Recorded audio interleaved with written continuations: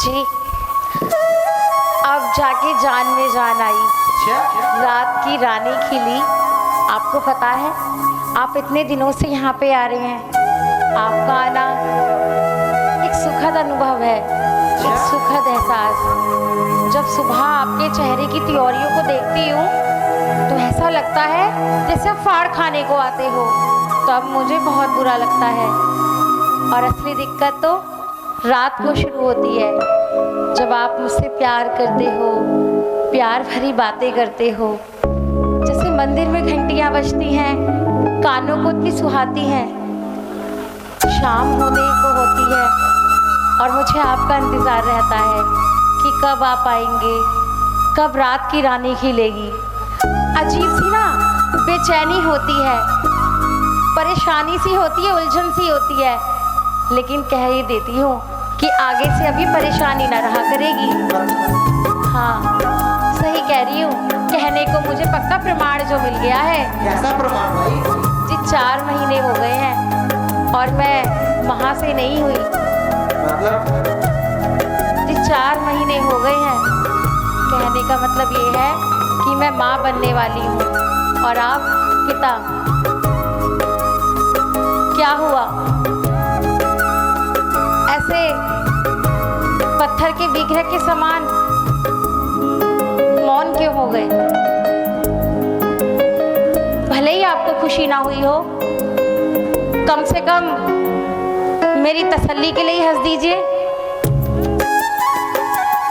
जी, मैंने कहा कि भले ही आपको खुशी ना हुई हो, कम से कम मेरी तसल्ली के लिए हंस दीजिए। अब आपकी बातों को लेकर मैं क्या प्रतिक्रिया दूं? आप को लेकर मैं क्या कहूं? क्या हंसूं, रोऊं या दीवार पे सर मारूं? मुझे लगा था कि मेरी माँ बनने की खबर सुनकर आप मुझे बाहों में भर लेंगे, मुझे प्यार करेंगे। लेकिन मुझे ये भी पता था कि आप ऐसा कुछ भी नहीं करेंगे। इसीलिए इतने दिनों तक मैंने ये बात आपसे छुपा के रखी। कई बार तो ऐसा लगता है कि जैसे ना तो आपको मेरे माँ बनने पर कोई खुशी है, ना अपने पिता बनने पर कोई अभिमान, और कभी कभी तो मुझे ऐसा लगता है कि जैसे आप मनुष्य है ही नहीं। जितने दिन हो सके तुम्हें बात और छुपा के रखनी होगी। किससे? मुझसे रानी, मुझसे। दाई से कभी पेट छुपाया जाता है? हद से हद इस बात को मैं कितने दिन छुपा के रख लूंगी? 10 दिन, 20 दिन, 50 दिन, कभी ना कभी तो ये बात सबके सामने आ ही जाएगी। इस घर में हम 2 ही जीव रहते हैं और बावजूद उसके आपका ये व्यवहार मुझे समझ में नहीं आता। जितने दिन हो सके उतने दिन रानी, जैसा मैं कहता हूँ वैसा करो। हाँ, जैसा मैं कहता हूँ वैसा करो। एक दूसरे से कोई बात नहीं, एक दूसरे से कोई संवाद नहीं, कोई संबंध नहीं, पर जैसा कहता हूँ वैसा करो। सुबह चिड़े चिड़े रहना, रात को प्यार करना। दिन का व्यवहार कुछ और रात का व्यवहार कुछ और, पर समय का एक ही सूत्र है कि जैसा कहता हूँ वैसा करो। मुझे तो ऐसा लगता है,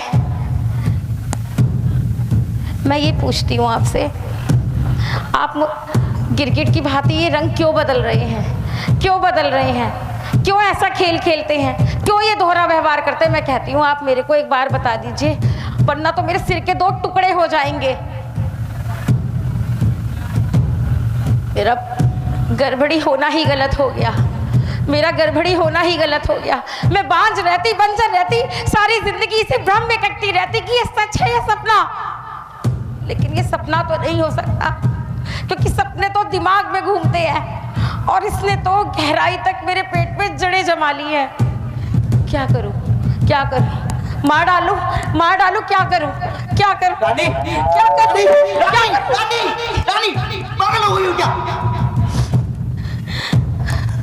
सब ठीक हो जाएगा, सब ठीक हो जाएगा रानी, सब ठीक हो जाएगा।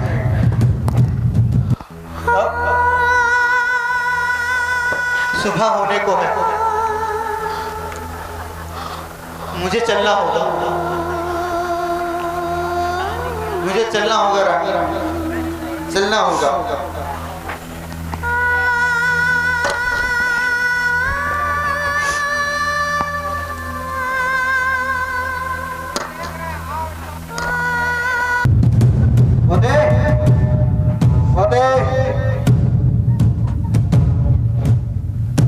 मोती मोती रानी जी मर गया। जी क्या हुआ? देख क्या हो गया, बेचारा मोती मर गया। तो आपने काट दिया इसे, सारा दिन घर में पड़ी रहती है। तुझे कुछ भौंकने की आवाज सुनाई दी? जी नहीं, मुझे तो कुछ सुनाई नहीं दिया। जाकर एक नमक की थैली और एक चादर लेकर आ, मैं इसे दवा कराता हूँ। जी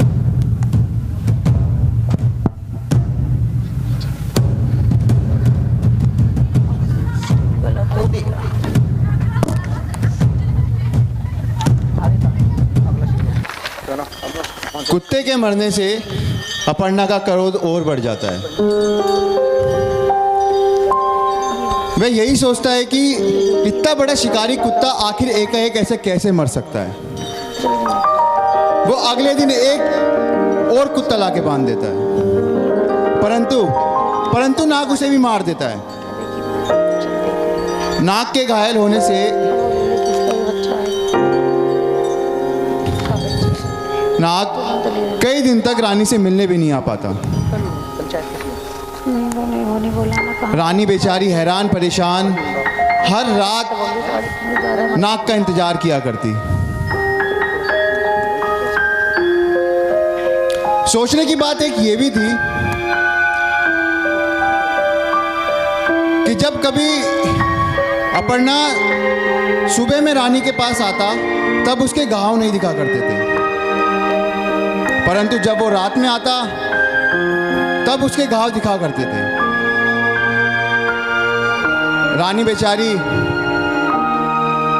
बहुत बेचैन और परेशान सी रहने लगी थी।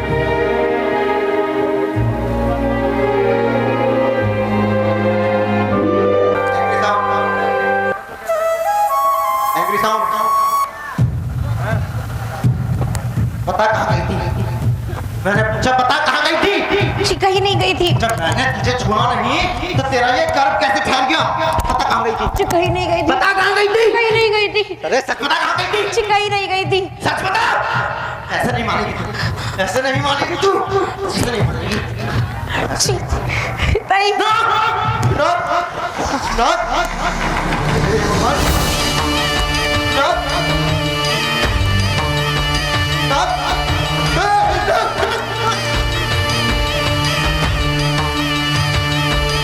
पंचायत में देखूंगा तुझे तो मैं।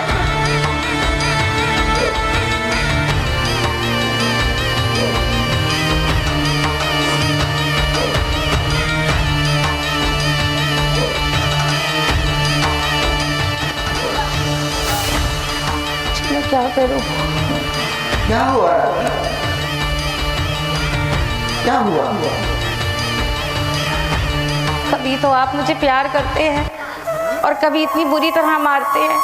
मैं सच कहती हूँ ये बच्चा आप ही का है और आज पंचायत में ले जाकर आप सिर्फ मेरी इज्जत उतार रहे हैं।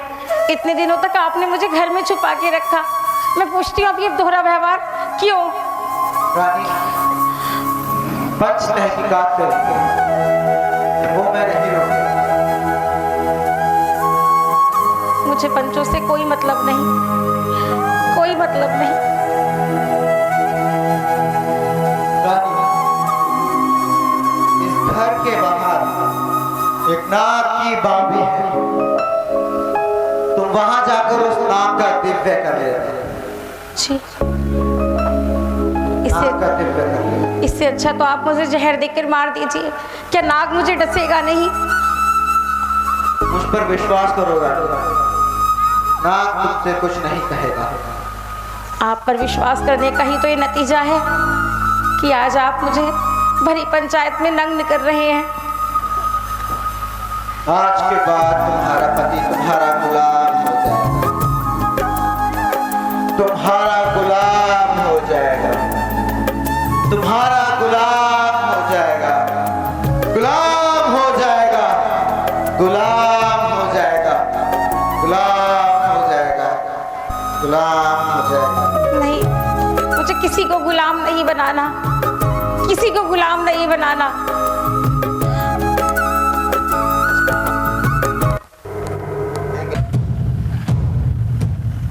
मुखियानी की जय हो, मुखियानी की जय हो। आए हाय, देखने में कैसी भोली भाली लगती है और ऐसे कर्म काम करती है। क्यूरी, मुझे शर्म नहीं है ऐसे काम करते हुए। अरे हमारे घर में भी मर्द है, हम तो ऐसे काम नहीं करते। मुखियानी जी, मैं तो कहती हूँ इसकी परीक्षा लो, परीक्षा। इसके हाथ में गरम गरम सलाखे दो, सलाखे। अभी दूध का दूध, पानी का पानी हो जाएगा। कटोरी, तू अपने घर जाओ और अपने मर्द को संभाल, जो इधर उधर मुंह मारता फिरता है। यहाँ का न्याय करने के लिए मैं हूं ना। मैं तो न्याय देकर जाऊंगी, न्याय। रानी, तेरे पति अपर्णा का कहना है कि तेरे गर्भ में पल रहा बच्चा उसका नहीं, किसी और का है। देख रानी, ये गांव के हिसाब से सही नहीं है कि कोई पति अपनी पत्नी के मुंह में ऐसे गाली खोदे। रानी, मैं तुझे ये वचन दिलाती हूँ, यदि तू अपना मान। अरे माना, ये कहना चाह रही है कि अगर तू अपना गुनाह कबूल करेगी ना तो तुझे कब सजा देगी? मुखियानी जी, जो गलती मैंने की ही नहीं, मैं उसकी गलती, वो माफ़ी क्यों मांगूं? मैं तो नाक का दिव्य करूंगी, मुझे ये गरम गरम सलाखें नहीं पकड़नी। रानी, मैं तुझे विश्वास दिलाती हूँ, यदि तेरे जो कर्म है वो तू अपनाती है तो मैं गांव वालों की तरफ से विश्वास दिलाती हूँ कि तेरी सजा कम कराऊंगी। मुखियानी जी, मैं कहती हूँ कि मैं जब से इस गांव में आई हूँ, मैंने बस 2 को छुआ है। देखा देखा मुखियानी जी, मैं तो पहले से ही कहता था इसने 2 मर्दों को छुआ है। 1 नंबर की बस मुखियानी जी, मैं नाक का दिव्य कैसे करूं? अरे करना नाक का दिव्य। हे भगवान, मैं अगर मन से सच्ची हूँ तो ये नाग मुझे कभी नहीं काटेगा। मैंने अपने जीवन में इस गांव में आने के बाद बस 2 को छुआ है, एक मेरे पति और दूसरा ये नाग।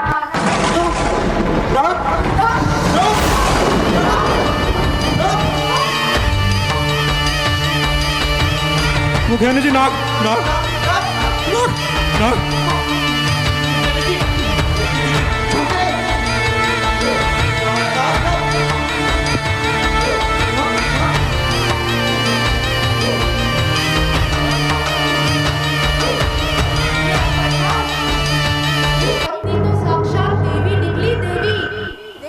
इसने नाग को छुआ और नाग ने इसे डसा भी नहीं। नहीं मुखियानी जी, मेरा न्याय तो करो। न्याय? अरे साक्षात नाग देवता ने कर तो दिया न्याय।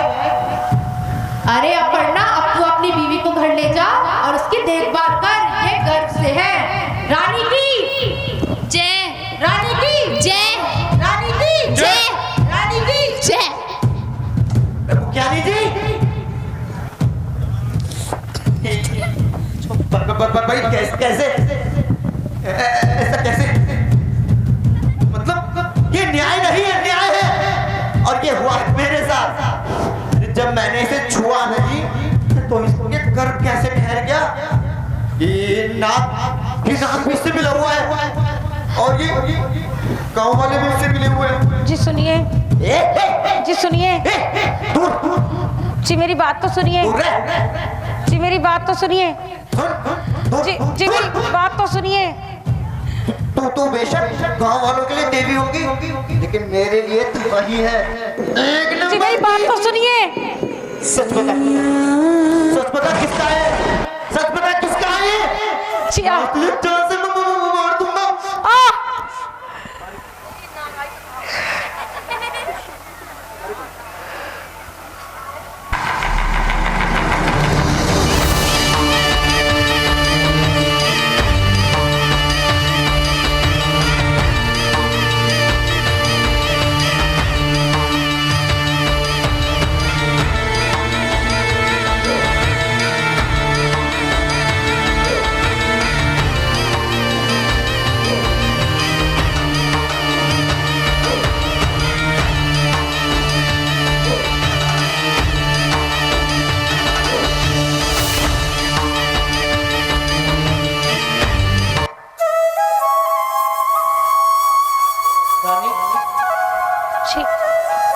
मुझे माफ कर दो।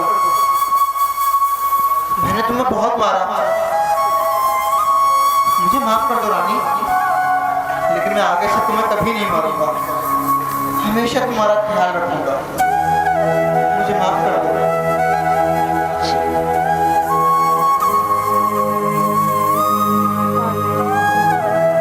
चलो रानी, माफ कर दो।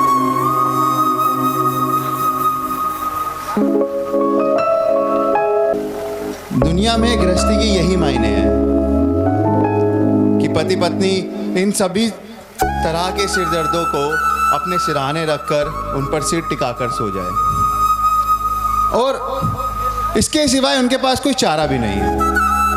फिर चाहे खराटे लेने वाले पति के समान हो या कमर से कमरा हो जाने वाली पत्नी के समान।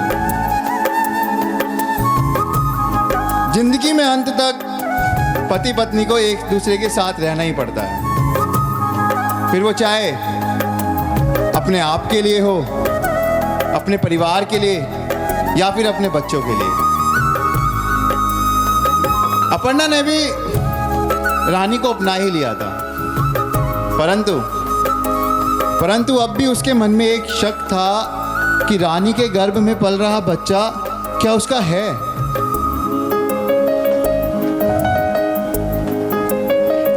एक दिन नाग अपनी बांबी में बैठा था। उसके मन में ख्याल आया कि क्यों ना रानी को देखा जाए।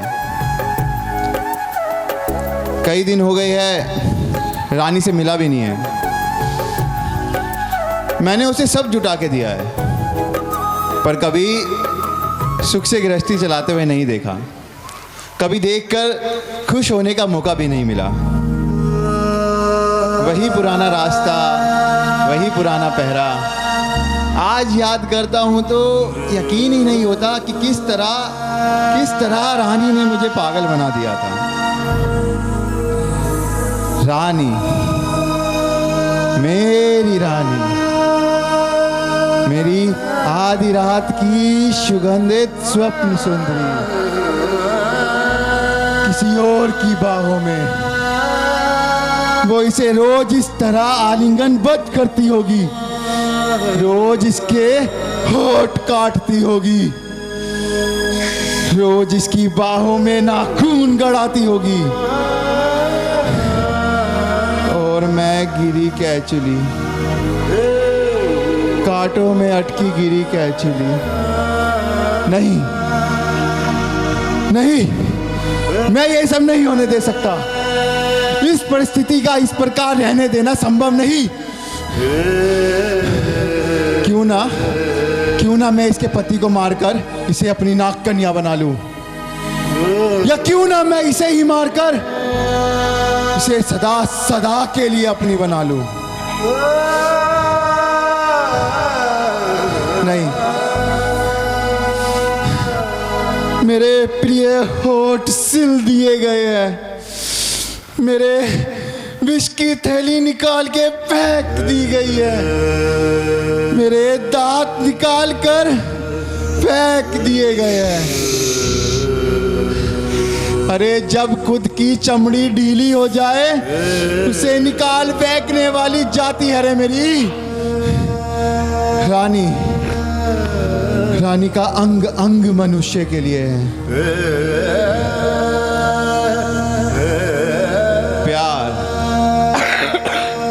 प्यार बलिदान मांगता है, मोह तो बस साथ चाहता है। और रानी, मैंने तुझसे सच्चा प्यार किया है।